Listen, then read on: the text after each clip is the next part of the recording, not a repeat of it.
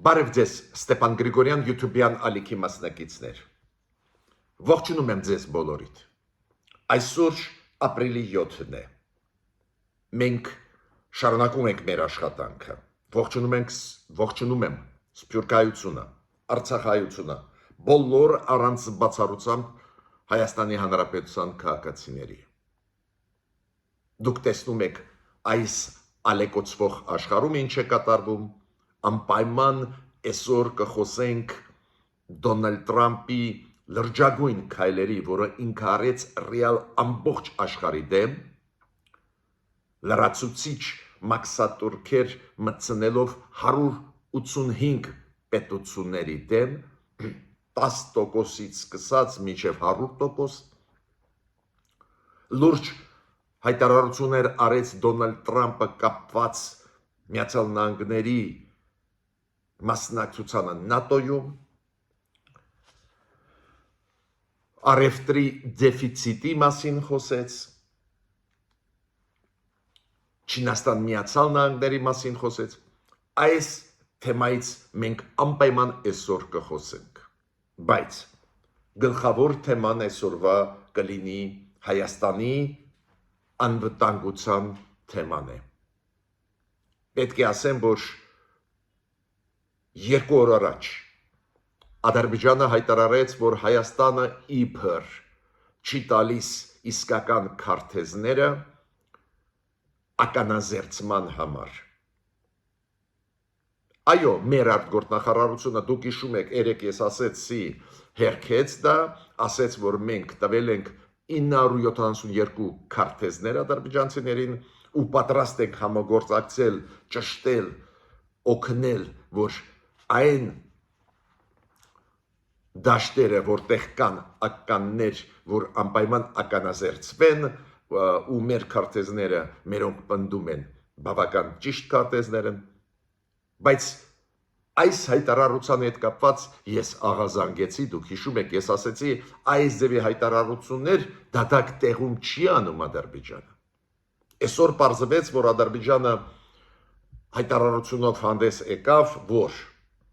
4 հոգի քաղաքացիական մարդիկ պայթեցին ականների վրա, ծանր վիրավորված են, առանձին այլ տեղում մեկ սահմանապահ զոհվեց ականի վրա ու մեղադրում են Հայաստանի։ Ոնց որ պատվերով լինի։ Խոսեցին քարտեզների մասին, որ իբր Հայաստանը չի տալիս իսկական քարտեզները, ականների հետ կապված, որ ականազերծում էֆեկտիվ գնա Ադրբեջանի կողմից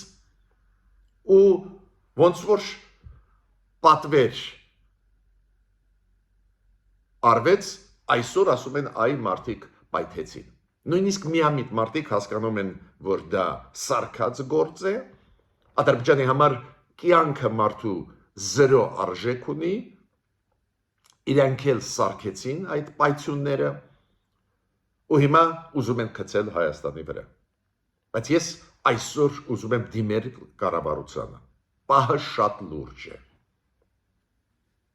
Այն վերլուծությունները, որոնք մենք անում ենք ձեզ հետ, Ստեփան Գրիգորյան YouTube-յան ալիքում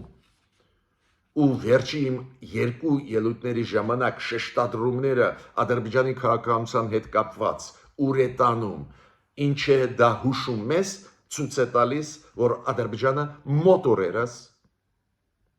կգնա ինչ որ քայլերի մեր դեմ ուղված։ Այդ քայլերը իմ կարծիքով կլինեն դիպուկ կոնկրետ օպերացիաներ, ռազմական գործողություններ։ Դա չի լինի պատերազմ լայն իմաստով, բայց դիպուկ քայլեր մոտ ժամանակներս կլինեն։ Ու դրա վկայությունն է եւ Ալիևի հայտնի ելույթը մի քանի օր առաջ, որտեղ որ ինքը տասնյակ անգամ կրկնեց, որ հայերը թշնամին են Ադրբեջանի, ու որտեղ որ մեղադրեց մեզ ֆաշիզմի մեջ ու ասեց, որ հայկական ֆաշիզմը ամենավատ ֆաշիզմ է աշխարհով մեկ։ Չհասկանալ դա հանցագործություն է հայ ժողովրդի առջև կատարած։ Իշխանությունները պարտավոր են adekvat արձագանքել։ Այդ adekvat արձագանքը իր մեջ պարունակում է տարբեր բաղադրիչներ։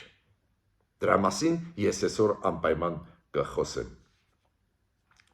Պատմությունը հայտնի Գերմանիայի նախագահի հետ, որը եկավ Հայաստան, շատ կարևոր այցելություն էր, մենք բարձր ենք գնահատում, հետո գրառում արեց իր սոցիալական էջում, Լեռնային Ղարաբաղի դրոշով, իօգուտ Լեռնային Ղարաբաղի մի քանի խոսք ասեց, հետո գնաց Բաքու ու հանեց այս իր գրառումները ու ասեց, որ մենք ճանաչում ենք Ադրբեջանի այդ տարածքները որպես Ադրբեջանի տարածքներ, շատ ուշագրավ էր։ Գերմանիան լուրջ երկիր է, Գերմանիայի դիրքորոշումը ակնհայտ պրոհայկական դիրքորոշում է։ Ինչու պետք է նախագահ Գերմանիայի, որը առաջի փայլուն քայլը արեց, հետո ստիպված լիներ հետ կանգնել։ Միայն Ադրբեջանի ճնշման արդյունքում է դա, ոչ, պնդում եմ ոչ։ Մեր սխալներ ստեղ կան։ Ուրեմն այս հարցերի շուրջ մենք ձեզ հետ այսօր պետք է խոսենք։ Լուրջ է վիճակը, շատ է լրջացե վիճակը Գյումրու ընտրություններից հետո։ Ռուսաստանը սկսեց ապակայունացնել Հայաստանը, սկսեց ներսից մեզ թուլացնել ու կոորդինացված է գործում։ Ստեղ ինչ որ կիսակրիմինալ դեմքեր ձգտում են Գյումրին իրենց ձեռքը վերցնել պրո-պուտինյան, պրո-ռուսական բազայի կողմնակիցներ, իրենցից ամեն ինչ կարելի է սպասել, մյուս կողմից Ալիևը սկսեց այն կողմից իր տեսանկյունից ճնշել մեզ, կոորդինացված է դա գնում, կոչ եմ անում կառավարությանը ուշադրություն դրա վրա դարձնել։ Բայց այնուամենայնիվ սկսում եմ ես Միացյալ Նահանգների քաղաքականությունից, հետո կանցնեմ այս կարևորագույն մեզ հուզող, մեր անվտանգության հետ կապված հարցերից։ Խնդրում եմ ձեզ բաժանորդագրվեք, կիսվեք, լայքեք, շարունակում ենք մեր աշխատանքը։ Ուրեմն Դոնալդ Տրամպը շատ է խոսում, շատ է ելույթներ ունենում, չենք էլ հասցնում առանձին դեպքերում մեկնաբանել, քանի որ մի ժամ անց էլի նոր հայտարարություններ անում, 2 ժամ անց էլի նոր հայտարարություններ, առանձին դեպքերում այդ հայտարարությունները իրար հակասում են, չեն բռնում,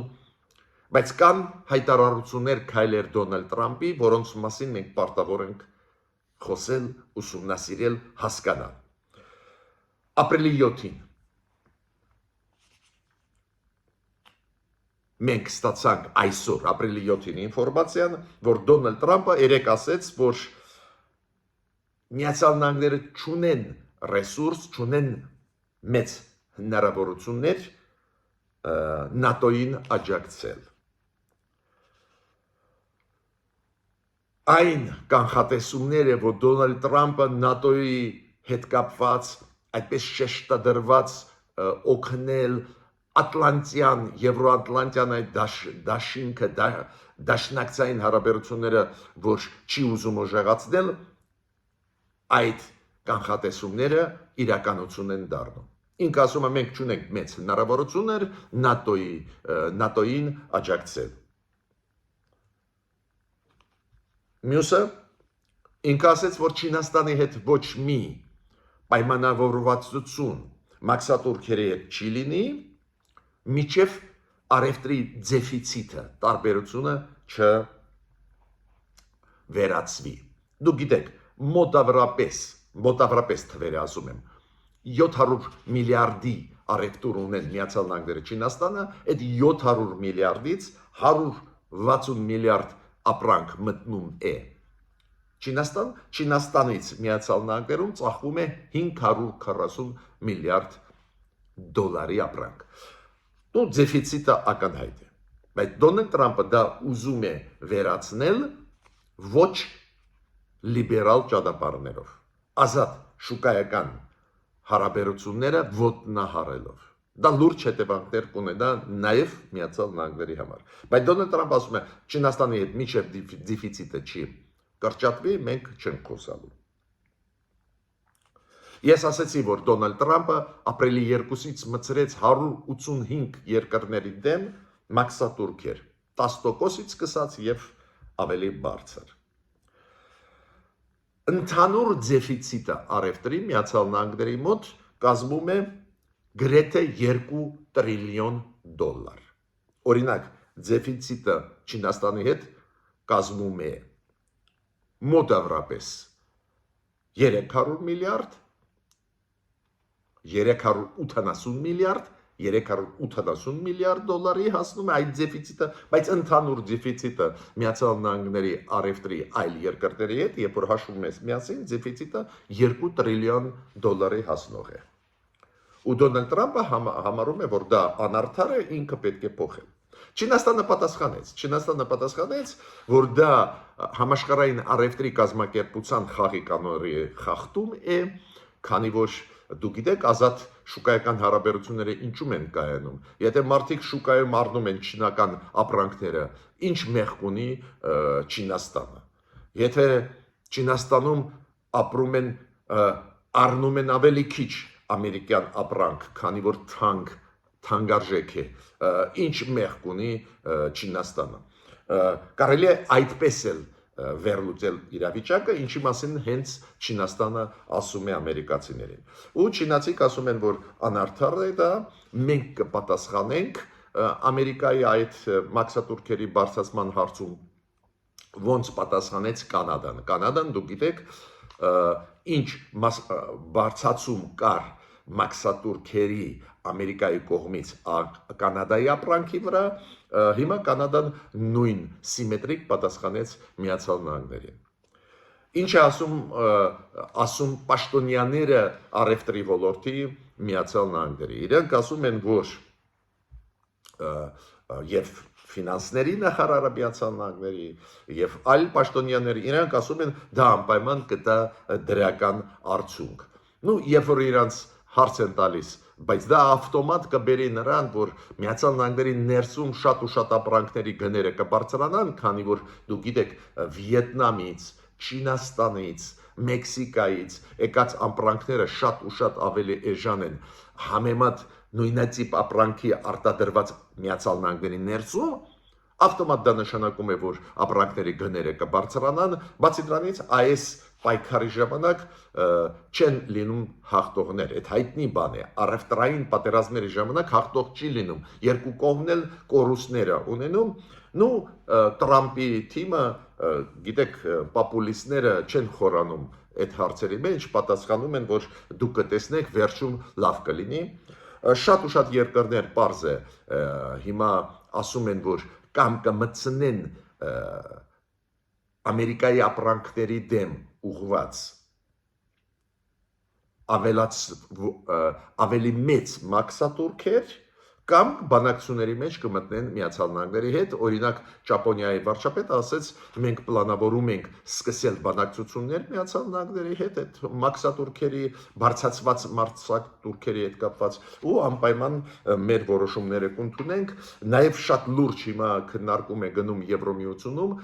ոնց պատասխանել այս Միացյալ Նահանգների մտցված մաքսատուրքերի բարձրացման հետ, քանի որ Եվրոմիության ապրանքների վրա 25%-ով բարձրացրեցին մաքսատուրքերը ամերիկացիք, առաջի հերթին մեքենաների վրա, ալյումինի եւ պողպատի վրա, բայց բացի դրանից 20% այլ ապրանքների վրա, որոնք Եվրոմիության տարածքից մտնում են, արտադրվում են Եվրոմիությունում ու մտնում են Միացյալ Նահանգներ, Եվրոմիությունը հիմա պատրաստվում է պատասխանել, պարզ է, 27 երկրներ են, հիմա իրենք քննարկում են, պատասխանները կլինեն 100%-ով։ Հիմա այս Տրամպի քաղաքականությունը, երբ որ Տրամպը ոտնահարում է ժողովրդավարական սկզբունքները, երբ որ Տրամպը սահմանափակում է շատ ու շատ խմբերի մարդկանց իրավունքները, երբ որ Տրամպը չի հարգում միջազգային առևտրի այդ խաղի կանոնները։ Պարզ է խոցելի խմբերը հենց հասարակ մարդիկ են ու Միացյալ Նահանգներում առաջի հերթին հենց Տրամպի ճնշումը դատական համակարգերի վրա, Տրամպի ճնշումը մարդու իրավունքների ոլորտի վրա, փակելը USAID-ի ծրագրերը, մարդու իրավունքների ոլորտի ծրագրերը, շատ ու շատ ինստիտուտներ կապված ԶԼՄ-ների հետ ու գործակալություններ կառավարության փակված են, մարդիկ ոտի սկսեցին բարձրանալ։ Միացյալ Նահանգները ժողովրդավարական երկիր են, մարդիկ չեն լռում։ Պատկերացրեք, որ միլիոնավոր մարդիկ դուրս եկան ամսի 6-ին, կներեք ամսի 5-ին շաբաթ օրը փողոց բոլոր 50 նահանգներում Միացյալ Նահանգների միլիոնավոր ընդհանուր միլիոնավոր մարդիկ ու կարգախոսներից մեկը շատ ուշագրավ էր, որ այս միլիարդատերերը մեր պետությունը ուզում են ուղղել այլ ճանապարհով, դեմոկրատիայից թեքում են այլ ճանապարհներ։ Լրջագույն քննադատություն էր այս միլիարդերների քաղաքականության դեմ ուղղված եւ Դոնալդ Տրամպի եւ Իլոն Մասկի առաջի հերթին։ Այս ձևի խնդրեմ մենք մեր մաշկի վրա զգացինք, ինչ է նշանակում օլիգարխիան։ Ցավոք պետք է ասեմ, օլիգարխիան այսօր էլ կա իշխանությունում ու հենց շատ ու շատ թերություններ, որոնք դուք տեսնում եք, դրանից է գալիս։ Մեծ ու լուրջ շարժում սկսվեց Միացյալ Նահանգներում Դոնալդ Տրամպի, Իլոն Մասկի դեմ, այդ շարժումը այդքան ուժեղ է, որ Լոնդոնում, Փարիզում, Բերլինում նաև անցկացվեցին 3-4 օրը հանրահավաքներ Դոնալդ Տրամպի քաղաքականության դեմ ուղղված։ Հիմա ես ուզում եմ նորից մի քանի խոսք ասել մեկ շատ կարևոր որոշման մասին, որը ընդունեց Փարիզի դատարանը Մարին Լիպենի դեմ ուղղված։ Դուք հիշում եք ծայրահեղ աչերի լիդերը Ֆրանսիայում դա Մարին Լիպենն է, իր շարժումը ազգային միաբանություն շարժումը, դուք գիտեք պրոռուսական շարժում է, պրոպուտինյան շարժում, հակաեվրոպական, ինքը միշտ հավաքում է շատ ու շատ ձայներ ցանկացած ընտրությունների ժամանակ եւ պարլամենտ Ֆրանսիայի եւ նախագահականի նախկին այս վերջի ընտրությունների ժամանակ իրոք շատ վտանգավոր դեմք է Ֆրանսիայի դեմոկրատիայի համար ու իրոք ինքը Մարին Լիպենը եւ իր թիմակիցները շատ լուրջ սխալներ արեցին մոտավորապես 1 միլիոն եվրոյի վնաս տվեցին, երբ որ Եվրոպարլամենտի անդամ էին։ Դատարանները ապացուցեցին իրանց մեղքը ու դատված են իրանք, բավական մեծ թվով, մոտավորապես 10 հոգի։ Բայց ամենակարևորը Մարին Լիպենի դեպքում դատարանը նաև որոշում ընդունեց, որ Մարին Լիպենը իրավունք չունի մասնակցելու նախագահական ընտրություններին մոտ 5 տարի։ Դա նշանակում ավտոմատ 2027 թվի նախագահական ընտրություններին ինքը չի կարողանալը մասնակցել։ Այս օրինակը ես միշտ ձեզ բերում եմ այդ օրինակները, ոնց են պետությունները պոպուլիստների դեմ, օլիգարխիայի դեմ, անարդար մարդկանց դեմ պայքարում։ Մարդը կատարեց սխալ, թալանով զբաղվում էր կամ ագրեսիվ քաղաքականություն է վարում հակապետական, իրան չեզոքացնում են օրենքով, հենց դատարանի որոշումով, ինչը դժբախտաբար մենք չենք արել ու ինչ խայտարակ վիճակում ենք գտնվում, որ Գյումրիում կրեցին ոչ միայն պրոռուսական ուժեր, այդպես մեղմ ասեմ, այլ ուժեր ուղղակի կապ ունեցող կոռուպցիայի հետ,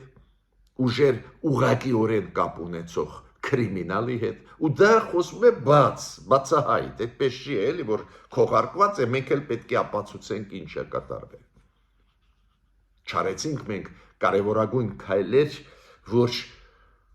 քաղաքական դաշտը մաքրվի նախկիններից։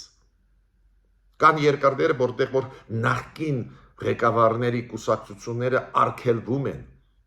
Դասական օրինակը Մոլդովայի է։ Դասական օրինակը Մոլդովայի օրինակն է, երբ որ շոր կուսակցությունը, այդ հայտնի շոր օլիգարխի փակվեց այդ երկրում։ Քանի որ ունենալով մեծ ռեսուրս իրանք չէին տալիս հնարավորություն այլ ընտրանքներին զարգանալ։ Մենք չարեցին։ Իդեպ ասեմ ձեզ Դոնալդ Տրամպը ի օգուտ Մարին Լի Պենին ելույթ ունեցավ, ինքը ասեց դա անարդար process է, բայց իրան տեղը դրեց Ֆրանսիայի վարչապետը։ Ինքը ասեց դու քո գործերով զբաղվի, Ֆրանսիայի վարչապետը ասեց Տրամպին։ Ու ասեց Տրամպին, որ այս ոչ ազատական խմբավորումները Մարին Լի Պենի իրոք պետությունների համար դա մեծ վտանգ է։ Ինքը ասեց, որ Տրամպը իրավունք չունի միջապնդել Ֆրանսիայի ներքին գործերի մեջ։ Հիմա ուզում եմ նորից գալ վերադառնալ կարևորագույն այսօրվա թեմային։ Ադրբեջան-Հայաստան հարաբերություններ։ Ադրբեջանի պատրաստականությունը հարձակվել, ուժային քայլեր անել Հայաստանի դեմ ուղղված։ Ուղիղ մեկ ամիս առաջ, եթե դուք ինձ հարցնեիք հավանականությունը, որ Ադրբեջանը ուժային ինչ-որ քայլեր անի, ես հիմա պատերազմի մասին չեմ խոսում։ Իմ կարծիքով չի համարձակվի ինչ-որ մեծ պատերազմի գնալ Ալիևը այս ֆոնի վրա, երբ որ Տրամպը ուղեց իր ներկայացուցիչի միջոցով նաև Ալիևին, որ խաղաղության պայմանագիրը պետք է ստորագրվի, բայց դիպուկ ռազմական օպերացիա անցկացնել Ալիևը պատրաստվում է։ Ուղիղ մեկ ամիս առաջ ես կասեի, որ նույնիսկ այդ օպերացիան քիչ հավանական է, ոչ միայն քիչ հավանական է պատերազմական գործողություն, բայց այսօր զգուշացնում եմ կառավարությունը։ Այսօր կարելի է հստակ ասել, մոտ ժամանակներս խոսքը գնում է մեկ շաբաթվա մասին, մաքսիմում 10 օրվա մասին, Ադրբեջանը կսկսի ինչ որ գործողություններ, դիվերսիոն միգուցե ռազմական ինչ որ քայլեր, օպերացիաներ կապված Հայաստանի հարավի, Սյունիքի ճանապարհների հետ։ Ես այդ օրինակները ձեզ բերում եմ միշտ, որոնք ապացուցում են, որ գոնե վերջի ժամանակներս Ալիևը ավելի ագրեսիվ է, միշտ էլ ագրեսիվ է, միշտ էլ մեզ սպառնում է եւ այլ, բայց ագրեսիվության տոնը փոխվում է,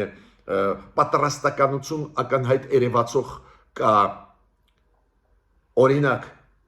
Ալիևի ելույթը մի քանի օր առաջվա, որի մասին կարճ մենք խոսացինք երեք, երբ որ Ալիևը ասեց, որ ամենավատ ֆաշիզմ է, դա հայկական ֆաշիզմ է, ու իր ելույթում, երբ որ ինքը խոսում էր տարբեր բաների մասին,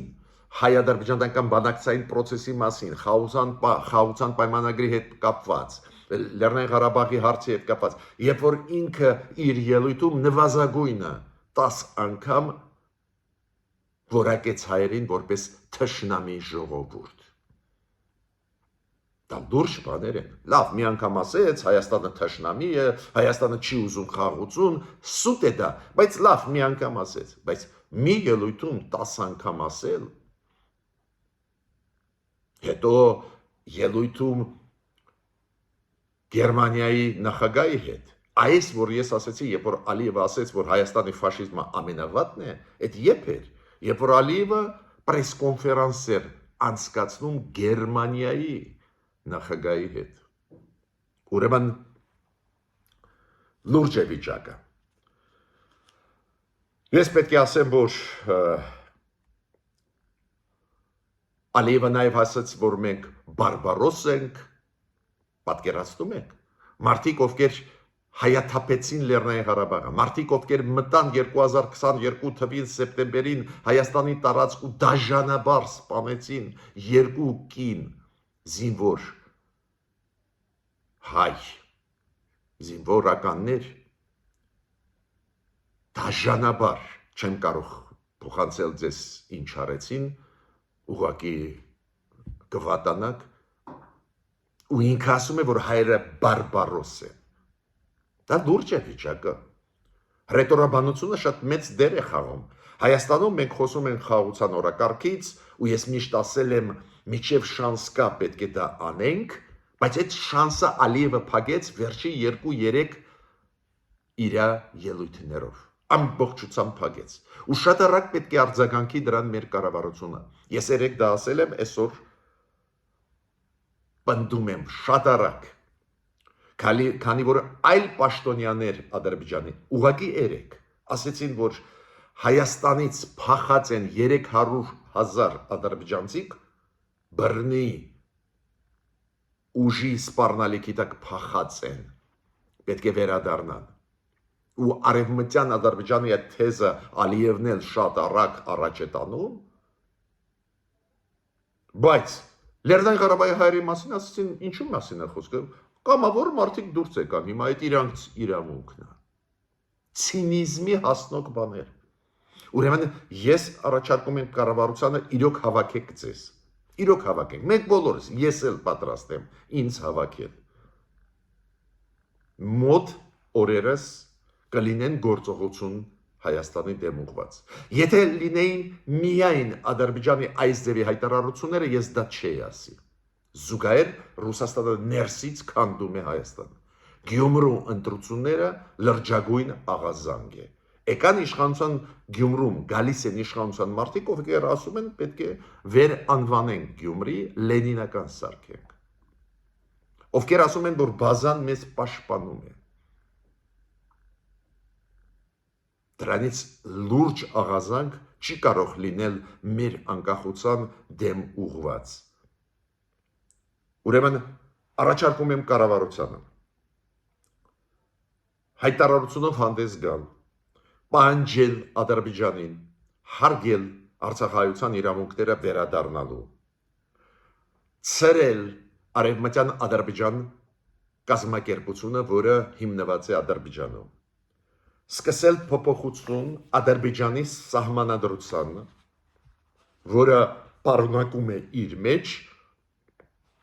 տարածքային նկարտումներ նվազագույնը 60% այսօրվա Հայաստանի տարածքների վրա։ Ինչ վերաբերում է Գերմանիայի նախագահին, որը արեց իրոք փայլուն քայլ։ Դուք գիտեք, Գերմանիա արտգործնախարարը, Գերմանիայի դեր այսօր գործող վարչապետը, կանցլերը Օլաֆ Շոլցը,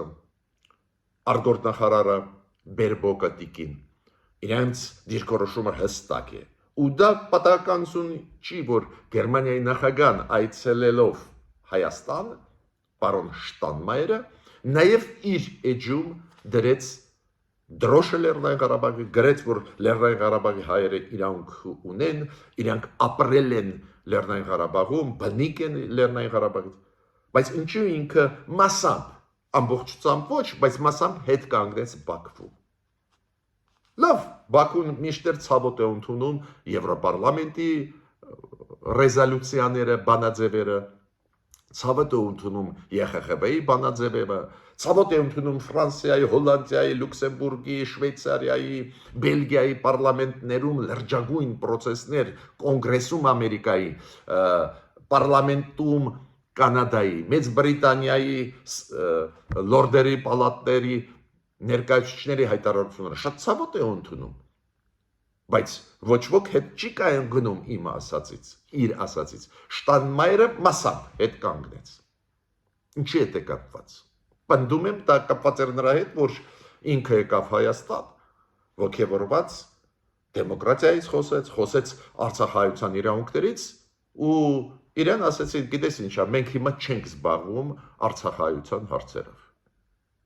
Եթե մենք չենք զբաղվում արցախայցյան հարցերով, ուրեմն ինչի ինքը պետք է առաջինը լինի այդ ճակատում այդ պայքարի։ Դա է պատճառը, որ ինքը ասաց, հա, Ադրբեջան, այդ տարածքները մեր ձեռն ենք համարում, հարց չկա։ Էդ էլ պետք է փոխվի։ Տրամաբանություն կար, ես ուզում եմ իշխանությանը ասել, երբ որ իշխանություն դուք ասում եք մեզ, որ նայեք գնում է խաղաղության օրակարգի զարգացումը, խաղաղության պայմանագրի տեքստը համաձայնեցվում է, հեսա համաձայնեցրեցինք, տրամաբանություն կար չսրել Արցախի հարցը։ Տրամաբանություն դրա մեջ կար։ Տեսեք, ես իշխանություններն ասում են, համաձայն եմ ձեզ հետ։ Բայց երբ որ Ադրբեջանը մերժեց Տրամպին, Շտանմայերին, Մակրոնին, ամբողջ աշխարհին մերժեց համաձայնեցված խաղաղության պայմանագրի տեքստը ի վերջո ստորագրել, ուրեմն պետք է խելքի գանք։ Ուրեմն պետք է այդ հարցերը, որոնք մենք հետ քաշեցինք, միայն թե Ադրբեջանը բան ստորագրի, հիմա պետք է առաջ բերենք ու շատ արագ։ Ես պնդում եմ, որ բոլոր այդ կոմպլեքս հարցերը կապված Արցախահայության հետ պետք է Հայաստանը առաջ բերի։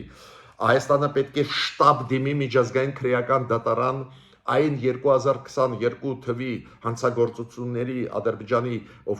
երբ որ իրանք մտան Հայաստանի տարածք, դրանի գումարի նաև էթնիկ զտումը Լեռնային Ղարաբաղի, որ մենք ունենանք այդ որոշումը Ադրբեջանի դեմ ուղված։ Հակառակ դեպքում Ադրբեջանը մեր դեմ որոշումներ կկատարի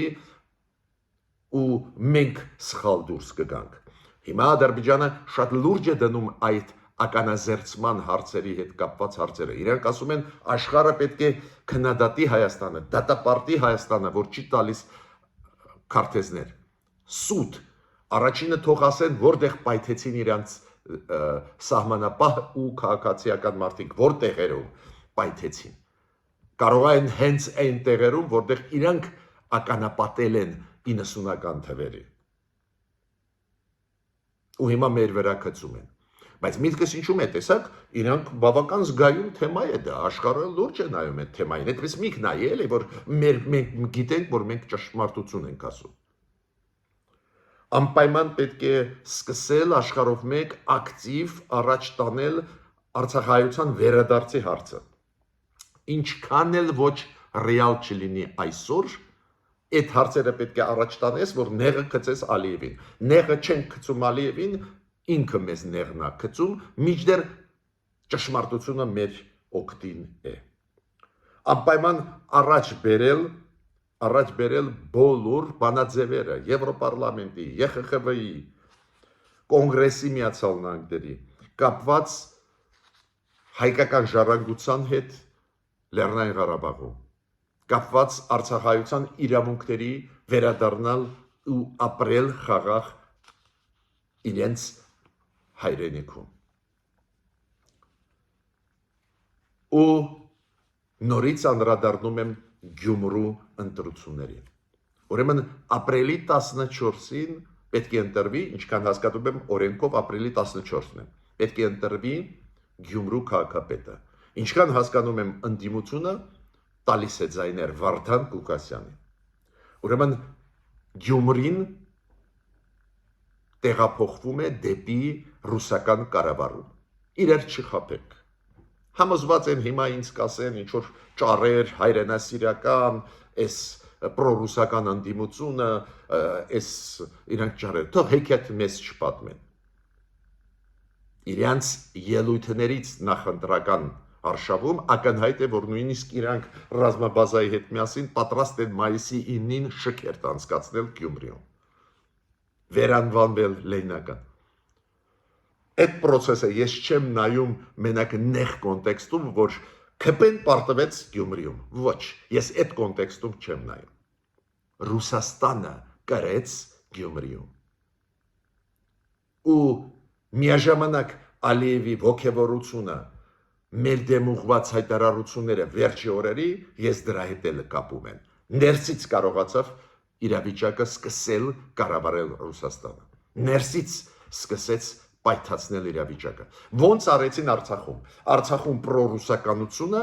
բերեց նրան, որ Արցախը կորցրեցինք, հիմա Հայաստանում գտան կետեր, որտեղ պրոռուսականություն դեր կա, պրոպուտինյան դիրքորոշում կա, ու սկսում են ներսից թուլացնել մեզ ու դրսից Ալիևը իր քայլերը կանի։ Ինչ պետք է անի կառավարությունը, թող ինքը մտածի, բայց Մենք պարտավոր ենք կառավարությունը զգուշացնել, վտանգները լուրջ են։ Սկսվեց process ապակայունացման ներսից Հայաստանի ու Սյունիքի ճանապարհները նպատակով Սյունիքի ճանապարհները մեզանից օտարելու։ Ռուսաստանը Ադրբեջանի հետ սինխրոն աշխատում է։ Իրենք նաև օգտագործում են անորոշ իրավիճակը աշխարհում։ Թրամփի